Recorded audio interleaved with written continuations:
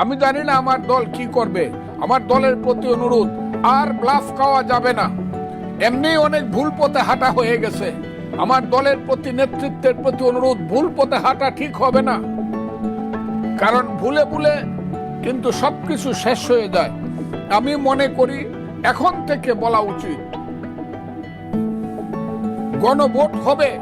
তারা যখন বলবে গণভোট জুলাই সনদের উপরে হবে, প্রথম গণভোটটা হবে ৭১ সনে যারা রাজাকার আলবদর আল শামস ছিল, মুক্তিযুদ্ধের বিরুদ্ধে যারা দাঁড়িয়ে আমার দেশের বুদ্ধিজীবী হত্যা করেছিল, আমার মা বোনদেরকে ধর্ষণ করেছিল, সাহায্য করেছিল ধর্ষণ করতে, সেই হানাদার পাকিস্তান বাহিনীর টিক্কা খানের যে প্রধান সন্তান গোলাম আজমের সন্তানেরা জামাত এই দেশে রাজনীতি করতে পারবে কিনা, ৭১ আলবদর রাজাকারের সন্তানেরা, এইটার একটা গণভোট আমি দাবি করতেছি। বাংলাদেশে প্রথম গণভোট হবে এইটা।